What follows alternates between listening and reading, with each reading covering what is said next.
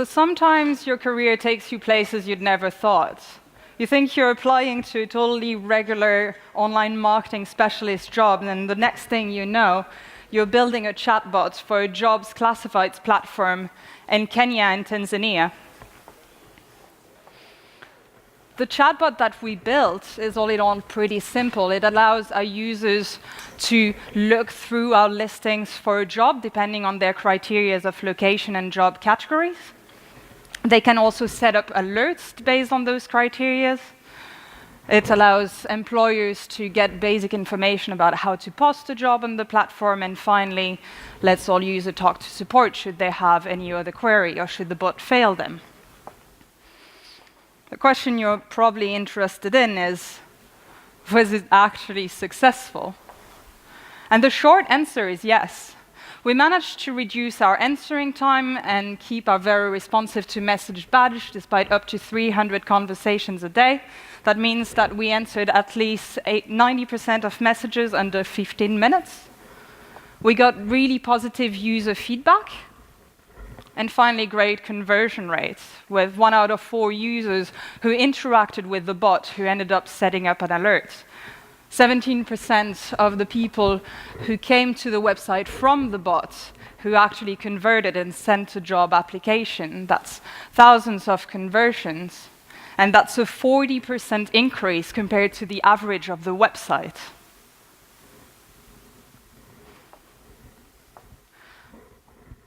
The future is conversational. Gartner predicted that by 2020, 85% of customer service interactions will be managed by chatbots. There is another study that says that we will interact more in the same year, 2020, with chatbots than with our spouses.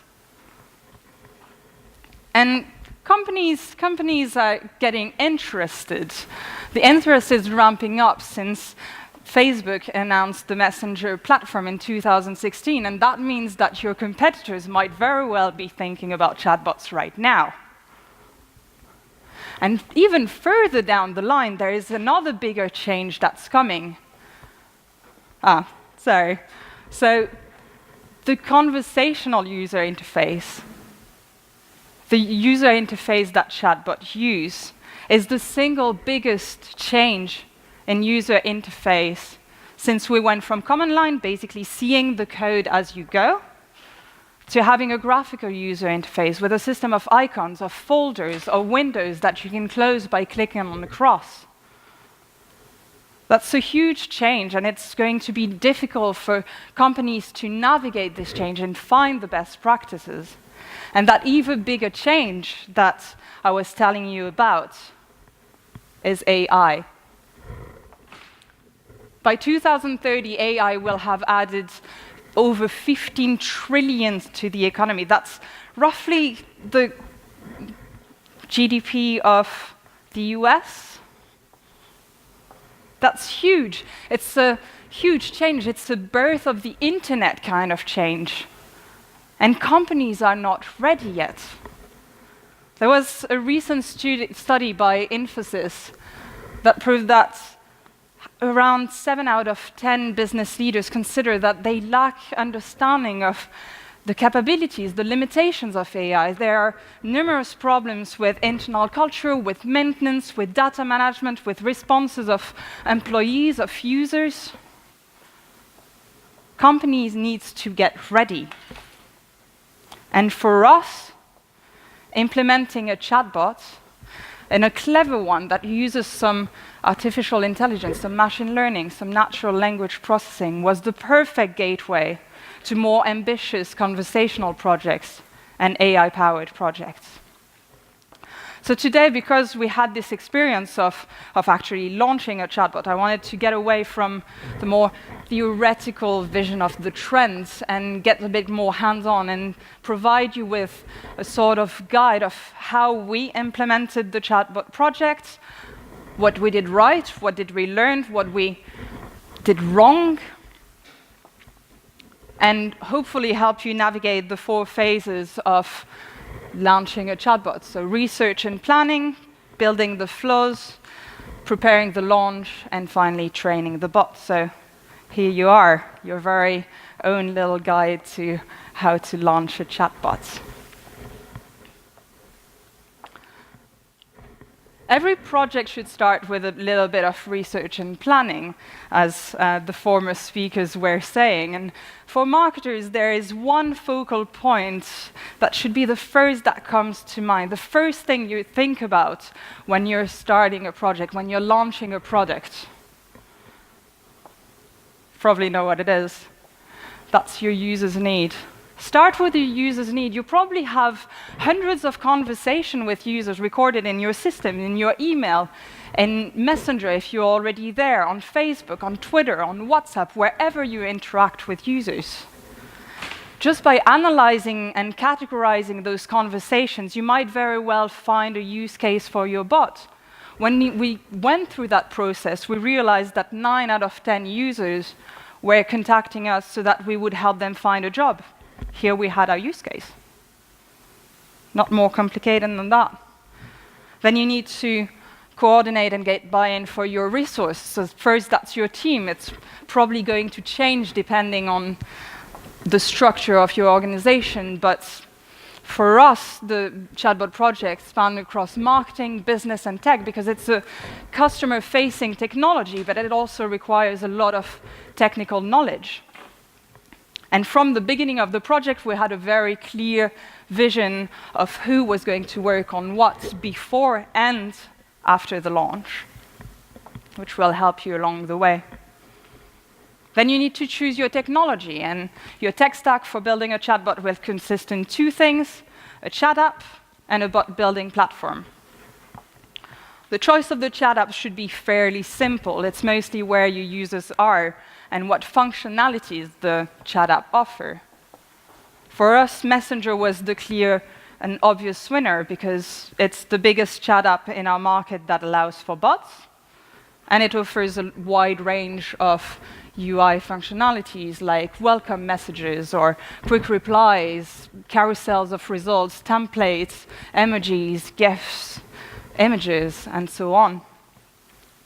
The more difficult choice is the one of the bot building platform. Because here you basically have 2 kinds of platform. You have the code-free platform and the advanced one. The code-free platform allows any one of you to start building a chatbot right now and have it online within 5 minutes.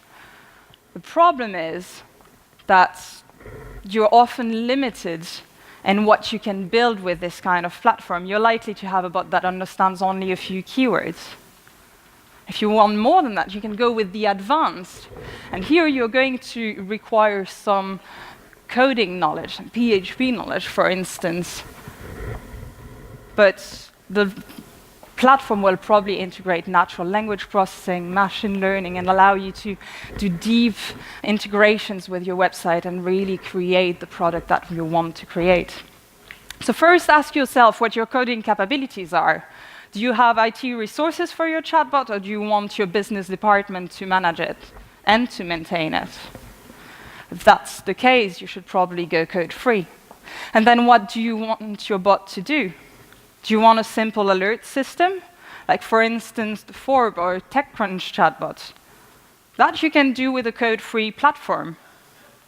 But if you want your bot to have a real conversation with users, a real understanding of what they're saying, if you want it to remember past interactions, then you should probably go advanced. There's no right or wrong answer to what the best platform is. It will depend on your needs, it will depend on your companies, but there's a lot of resources out there online that you can read in order to get that information. This link is one, and I'll put the presentation on SlideShare, so if you want to follow it later on, you're welcome to. The last question that you should ask yourself in this research and planning phase is, can you afford this project? Is it the right time? Like any new technology project, in order for it to be successful, you need an alignment between 4 things. Your users need your resources, your business goals, and the available tech. That's not going to happen for everyone, and it's fine. Do not succumb to the chatbot craze. Do not launch a chatbot just to launch a chatbot. A lot of companies have done that, and they set themselves for failure. Look for this alignment beforehand while you're in the research phase. And if you find it, then you can go on to phase 2, building the flows. There is over 100,000 chatbots on the Messenger platform alone, and it means that there is a lot of inspiration to draw from them. CNN does a great job with content, 1-800-Flowers does a great job with e-commerce, Uber does a great job as utilizing the user data that they have. You can easily find those bots through the Discovery tab on Messenger or through bot directories. Just try at least 20 different bots before you need to start your own. Try them and see what they do well, see what they do badly, see what you could adapt to your own product.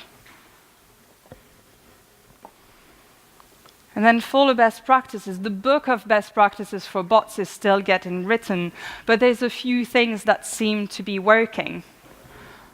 Amongst them, onboarding users, explaining to them how a bot can be working, how you click on quick replies, for instance. Tell your users that they are talking to a bot. They will notice anyway at some point in the conversation. Do not hide this, because they might be resenting you later for not telling them. Offer fallbacks, which are ways for the users to come back in the conversation if they made a mistake in interacting with the bot. For instance, here I tried to ask our bot to find me unicorn jobs in Nairobi. Sadly, we don't have any available. But instead of telling me that it didn't understand and make me start the whole search again, it's instead suggesting categories of jobs that I can actually choose in order to get results. Build your bot for retention. You want people to discover it, but also to come back. Alert systems are a great way to do this, for instance. And finally, and probably the most important advice, keep humans at hand. Keep humans at the ready to take over if your bot fails to answer their questions. If you're not a company that solely focuses on bots, there is very little chance that you will be able to create something that answers 100% of questions or 100% correctly 100% of the time. So keep humans at the ready. Finally, when you're building, iterate. First, we modeled the flows in a physical version with post-its. You can do it with a whiteboard, whatever you want. Then get feedback from as many people as you can. You're trying to model a conversation, a standard conversation with thousands of people. This is going to be difficult. People are going to use different words. Make sure that you get the feedback from all of your team. Your UX team is probably going to have awesome insights if you have one. And only then model the final version. So here you are. You have a basic product, a basic bot. It's now time to prepare for launch. But you're not launching your next cat video campaign on Facebook. You're working with new technology. And this means that internally you're going to need some change management. Explain to your team how the bot works, what they can expect from it. Create processes, and most of all, keep the communication open. This is especially important because you're talking about automation here, and that creates fear. Before the project, we had a meeting with the CRM team, and we talked lengthily about what the bot was capable to do, and the technical aspect of it all. And at the end, I asked if they had any other question, and there was a long, awkward silence before the team lead finally asked, is there a plan to replace our team with bots? And that's a big question. And of course, there weren't any plans to replace them with bots because we truly believe that AI and humans work better together. But it's important to address those fears, because I don't think they would have done as good a job at assisting the bots during the launch if they thought that they were helping a tool that was going to put them out of a job. We also had some pretty high expectations, with some people in top management expecting for us to bring in as many sessions in the first months as with an app launch, for instance. And I had to tell them that I didn't think that was going to happen. Because we're a bit in uncharted territory. We still need to find the best practices. And most of all, because we're talking about chat apps, Messenger, and that is social. And social was never about sessions. Social is about engagement, it's about building your brand, it's about connecting with your audience. It's not about sessions, but you need to manage those expectations very early on, or you might have trouble proving the success of your bots after the launch. Then you can do all of your normal launch things, prepare your mix, implement your UTM tracking. You can even install a chatbot analytics platform like Chatbase, which just opened to the general public a few days ago, got acquired by Google. I will provide you with handy information about the number of monthly users, the number of messages per sessions, performance of alerts, etc., etc. And then test. Put your bot in front of as many people, as many eyes as you can. Soft launch if you can. That will save you a lot of headaches during launch. And then it's time. It's D-Day.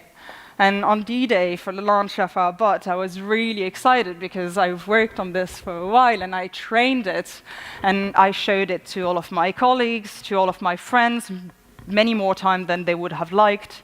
I showed it to random people, to some dudes I've met in a bar, and they told me, oh, it's a great thing. And so I was really confident, and I was expecting our chatbot to be perfect, and I was expecting it to rise and fly and give our user the best experience looking for a job they ever had. And then we launched. And it wasn't what I had expected. Our bot on its first day was pretty useless. First, this emoji, the big blue like, the basic standard interaction on Messenger, that shouldn't be a problem, right? Wrong. This is actually not an emoji. This is not translatable to text, which means that if you haven't built image recognition into your chatbot, it's not going to understand it. So we put in place a Facebook ad to redirect to our bot on Messenger. And people liked our ad, so they clicked on it, and then they sent us a big blue like. And our chatbot went, sorry, I didn't understand your query. Would you want to talk to customer service? Great job, bots. Great first interaction. That's going to be true of any image. Don't underestimate the number of selfies that your users can send you. Our bots had huge problems with really tiny mistakes like typos. Sometimes the users were addressing it in ways that were too complicated for it to understand, with sentences that were too long. Sometimes it was just redirecting users to the wrong flow, or simply sticking it into a loop of misunderstanding that would never end. So, pretty tough job, pretty tough first day at the office for our chatbots.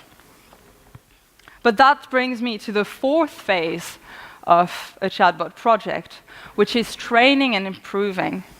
Your chatbot is not going to be at its best on launch day. Chatbots are projects that live and that improve over time, especially if you're using some machine learning. Machine learning learns over time. And for us, it was critical to have a really good communication between our frontline, the CRM team, who were seeing all the conversations, seeing all the bugs, and tech, who could solve the tech bugs, and me in marketing, who could solve the flow bugs. We could also, through API.ai, the platform that we use to build the bot, which is an advanced platform, see every single conversation that the bot had with users, how many messages he couldn't answer correctly, see every single message in those conversations that was sent, and correct the bot if it went wrong. We added words to the bot's vocabulary, synonyms, typos. You can actually do that automatically on some platforms, but beware, we had some pretty weird words popping up at the location of the job category, so keep an eye on it if you're using those functions. The good news is that this training works. From the first launch in May, we managed to get the success rate of conversations up from 62% to 85% in July. And we kept on working on it, and the success rate is probably around 90% now. So here it is, how to build your chatbot.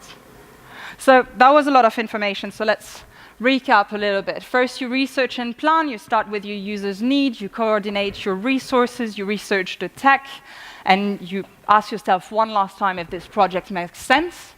Then you build the flows, get inspired by the good bots out there, follow the best practices and iterate. Then prepare for launch by doing some change management, introducing processes, educating your stakeholders, getting your mix ready, implementing tracking and testing. And finally, train your bot. Accept setbacks at the beginning, it is normal.